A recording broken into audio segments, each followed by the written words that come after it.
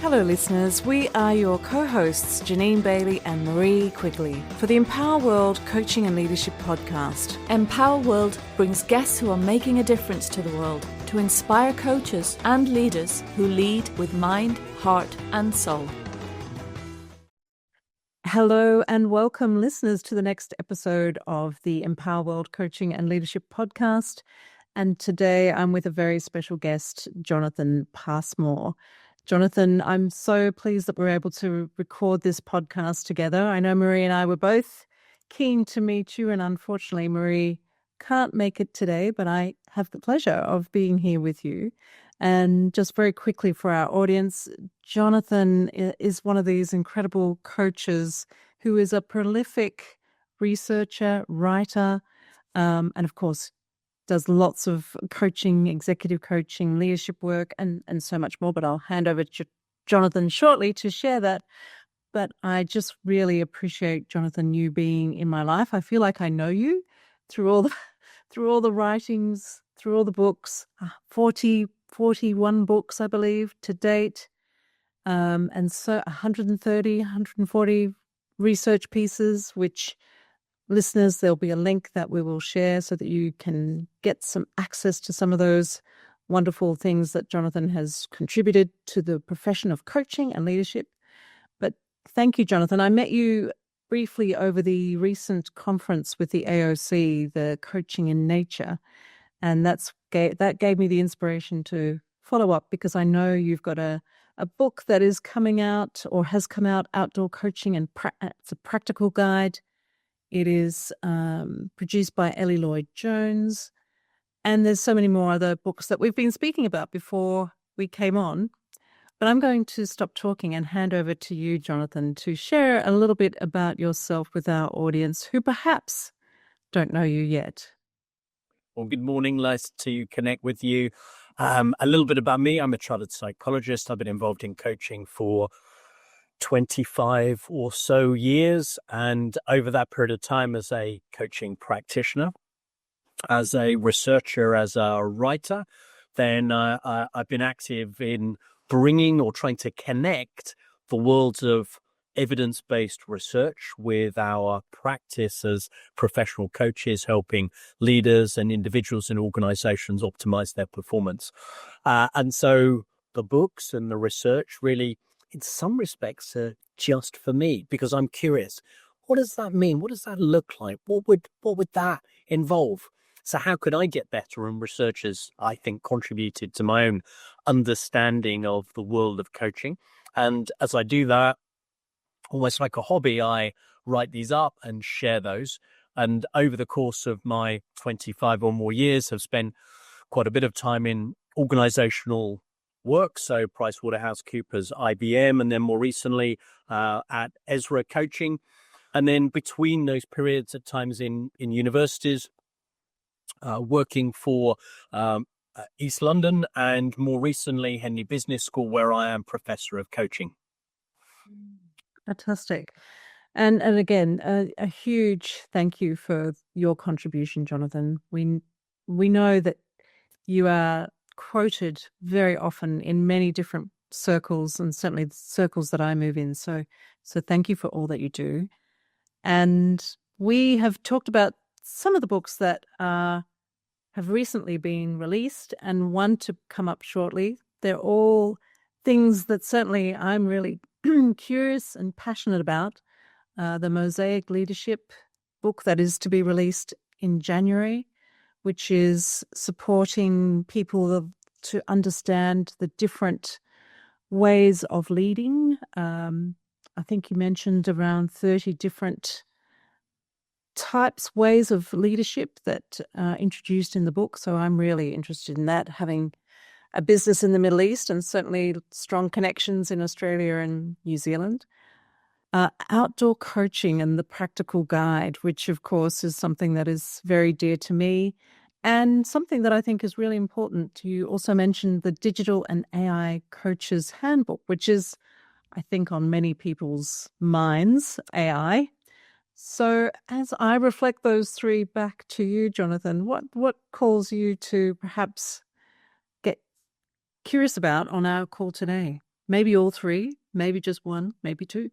Well, maybe we'll start with AI and digital. And my practice, like probably many of us that go back more than a decade, was face to face. So you would invariably catch a bus or a train or a tube and go and meet a client, sit in the lobby, wait for somebody to come and collect you, take you up to the 27th floor, sit in the outer office, wait for your client to be free, go through, have a face-to-face coaching session, and then go away. And in those days of the early 2000s, even in the late 90s, really, all of that work that was going on, face-to-face delivery, senior executives in organizations who wanted to have some space to think, have a sounding board, have somebody to challenge them who was independent outside of the business, didn't have a vested interest. And what we've seen in the world of coaching is probably during the 2010s, maybe from 2012, 13 onwards, a few of us started to dabble with Skype and occasionally meet clients. And that gradually was increasing. But what we saw in 2020 during lockdown is that all of us shifted online. And that process of moving online has then triggered and seen the growth of digital coaching companies like Ezra.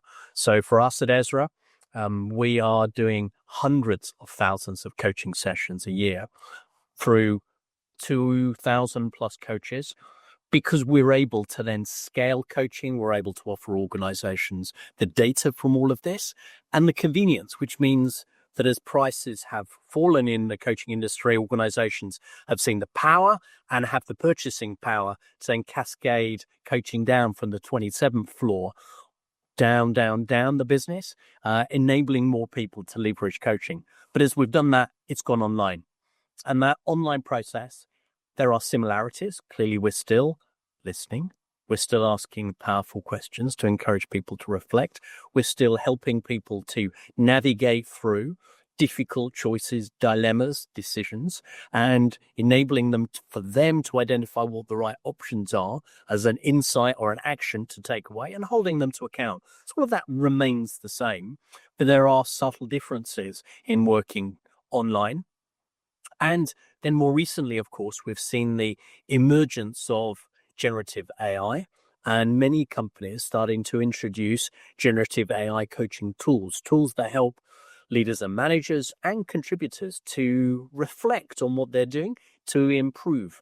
So the book really emerged from that transition from the professional coaching that emerged in the 1990s to where we are now in the 2020s, where there is still face-to-face, but increasingly, maybe dominantly, digital coaching, human-to-human coaching, is probably the most common medium for delivery.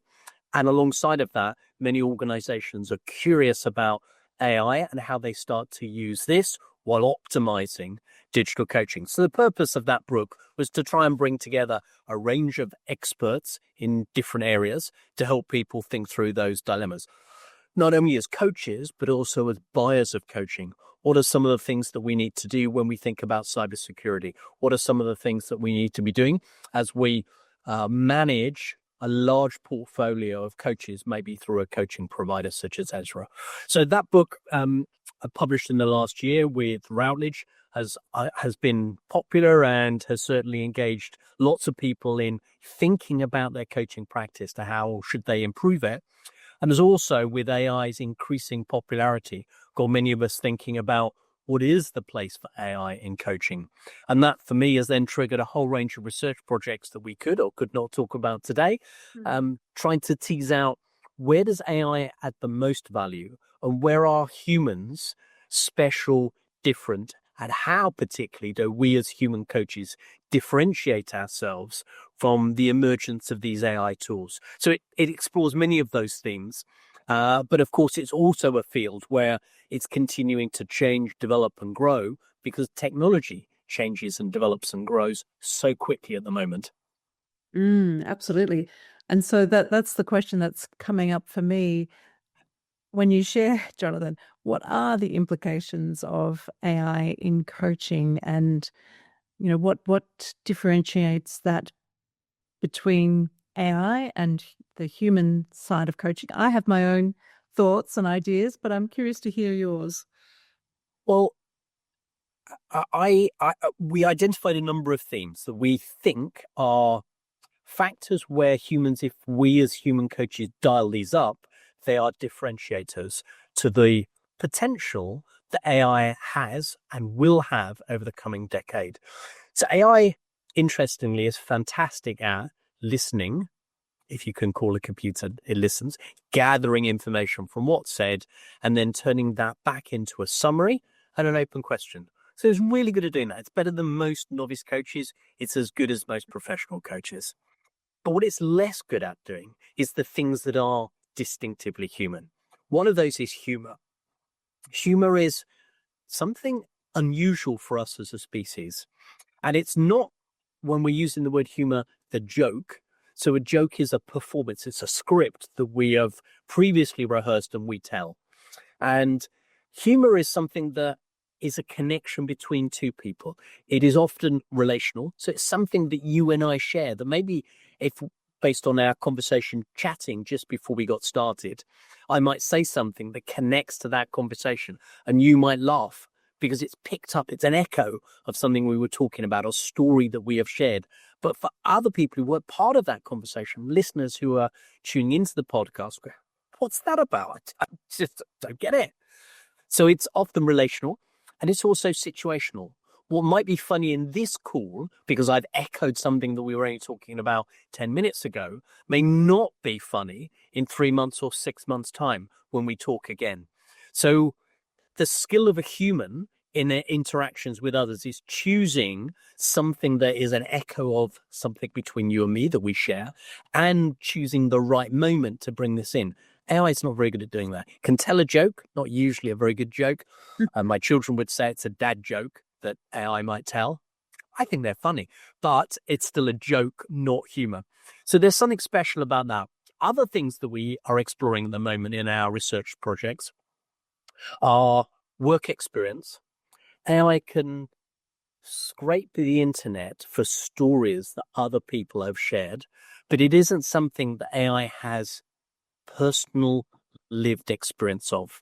And I think there is something different when we connect with a human coach who has been, let's say, an accountant or a senior leader and has lived through the last 3, 5, 25 years in the world of work. And they bring that into the way they understand and make sense of the experience I as a client am having. It informs the way they frame the questions.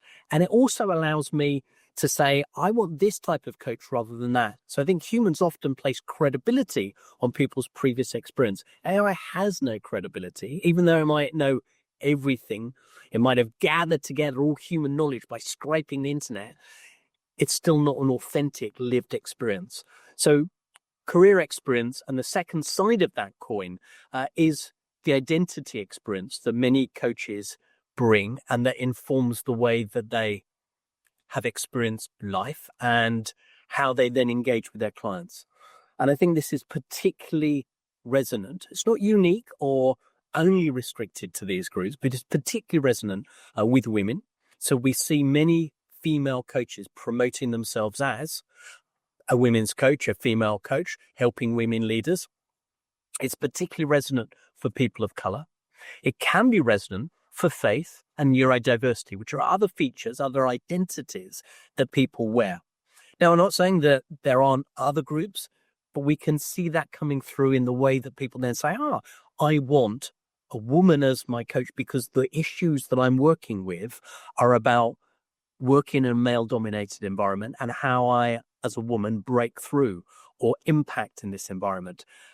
Rightly or wrongly, some women want to make that choice and they want to choose a woman coach, and women coaches are then promoting themselves to then attract that type of client because they're able to draw on their own experience of encountering those challenges. They're able to empathize and frame questions in a different way than maybe I, as a male coach, would be framing those questions. And even if there is no difference, the difference is perceived by the client. So they're choosing someone for their identity and they feel in the coaching sessions there is a difference. So this is a third theme. Other themes that we're looking at is the difference between cognitive and affective empathy. I might be able to think about how you feel, but when I feel how you feel, that is experienced by you in a different way. So I can see, because you're really nicely lit today, I can see how dilated your pupil is. And that gives me some information about your emotional state. I can see how much moisture is in your eye.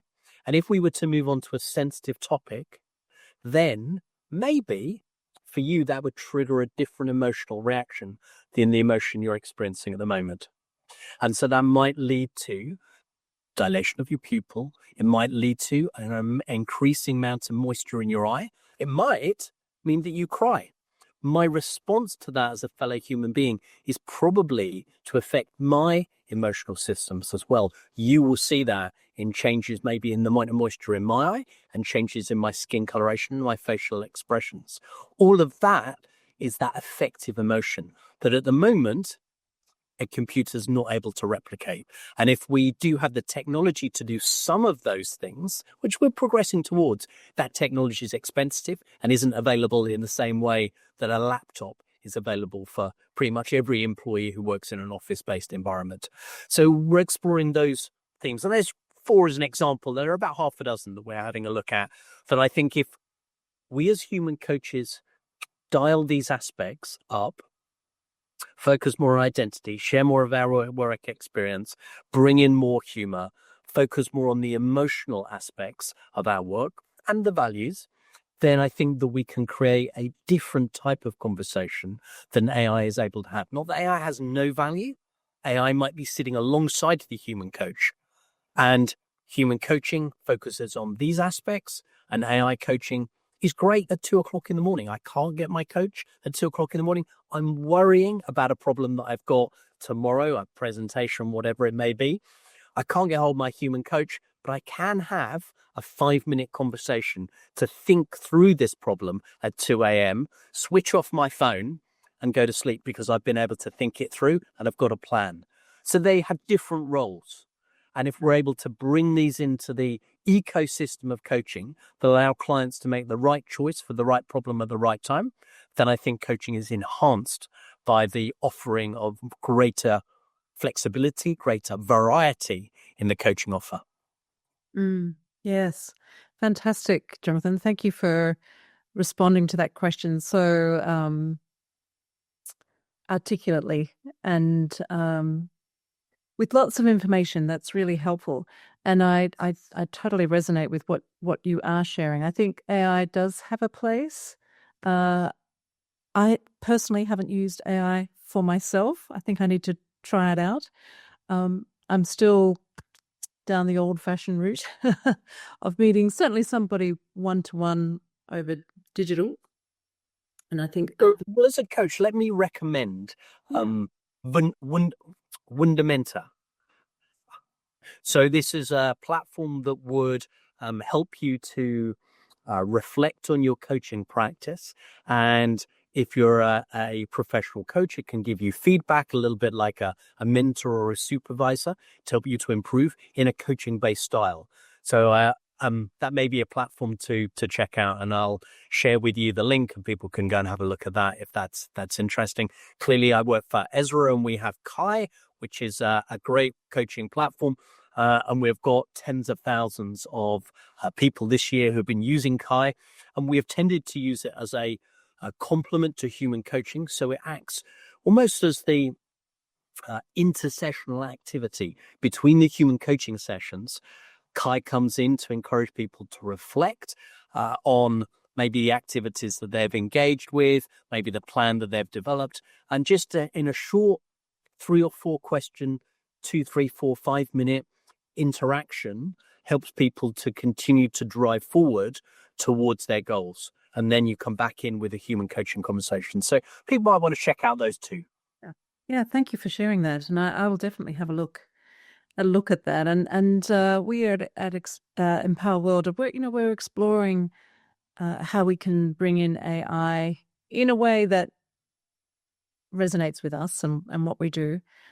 We certainly, like I can hear you, Jonathan, when we support our reflective partners, our thinking partners, where we are keeping our whole self open to the emotions that come through, the physiology that changes, those things like moisture, as you say, in someone's eyes, or, we're really paying attention to our intuition, what's happening in the system that potentially we are experiencing from our partner. And we're also really curious about what's coming up for the partner in terms of their intuition.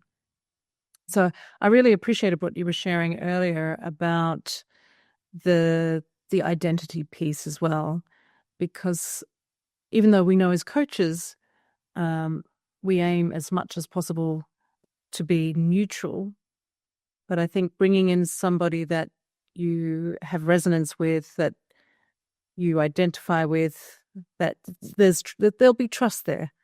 There'll potentially be that trust to be able to, for the thinking partner to be able to be their authentic self and bring out what's truly important. So, and what I'm also hearing is there is this wonderful opportunity for us as coaches to develop our mastery, to develop our ability to pick up on all those potential invisible clues that AI at the moment does not pick up. So I hear there's this wonderful opportunity. And of course, there are people who just want to relate to a human being. And of course, there are others that just want to relate to something anonymous. So I hear there's opportunities for everybody here. I think that's right. Certainly what we found in a paper, the copies on our website, jonathanpassmore.com. When we asked people about their preferences, so we had a series of criteria comparing human and AI, there were a small proportion, about 10%, not statistically significant because the sample was very small, but a small proportion of people who were saying, actually, we rate the AI coach in a similar way to people who were rating the human coach. They were different, so different participants in each group. So we let people choose whether they wanted a human coach or an AI. And in this situation, it might be that some people, some personality types are particularly drawn towards an AI coach, or it could be, depending on the topic that people are drawn towards, well, this is something that I have a higher level of embarrassment or shame about. And if I know that I'm just talking to a machine, I don't need to be embarrassed by this machine, in the same way that if I don't get my Hoover out to Hoover in the hallway, I'm not embarrassed because I didn't get it out yesterday and the hall was a little bit messy, and I get it out today and the Hoover goes, oh, bit messy today. Should have hoovered yesterday, shouldn't you? It doesn't do that. And more to the point, I don't mind if it did, because you're a machine. I'm not embarrassed by it. Whereas maybe if friends came round and they came into my hallway, said, oh gosh, you're letting the place go, I might feel embarrassed by that. So judgment by humans is different than judgment by a machine. And that might be a factor that might mean that we might be more inclined to choose embarrassing or potentially shameful topics to talk about with a machine, and maybe more emotional topics to talk about with a human. And then a variety of choices in the 2 a.m. in the morning. I'm going to choose the machine. I can book in advance for a session on Thursday. And I want to go in depth and talk about identity and values, then I'm going to choose a human. So each might have its place. Yeah, absolutely. I hear it, and especially in these days and times, everybody, and I'm sure you have too, believes that everybody needs a coach or could do with a coach. And now what I'm hearing is the opportunity for everybody to actually have a coach, whether it be person to person or through AI. It's making it so much more available. Coaching, I think, during the 2000s saw itself as being something special. And here we are as coaches, we've assumed an identity for this role. But I don't think coaching is special. I think as humans, we have been coaching each other for tens and hundreds of thousands of years. If we look at indigenous peoples, we look at hunter-gatherers, probably as they were moving from valley to valley and location to location, they were probably using coaching. We as coaches know coaching's fabulous for learning and development, and it's particularly great for learning and development in dynamic environments. And there's no more dynamic environment than when you're having to physically move home from one valley to another. You're carrying your teepee or your hut with you, and you're going out into a different landscape. What you want to find in that landscape is to teach the next generation, given that you've probably only got a life expectancy of 30 years. How do you pass on knowledge really quickly that is criteria based? In a stable environment where the apple tree is outside of your front door, you might say to your child or the younger member of your tribe, go out, go and pick some apples, go to the hen house, collect six eggs. There we go. You've collected. Whereas if you're in a different location, you've got to think about, where's the light shining at this time of year?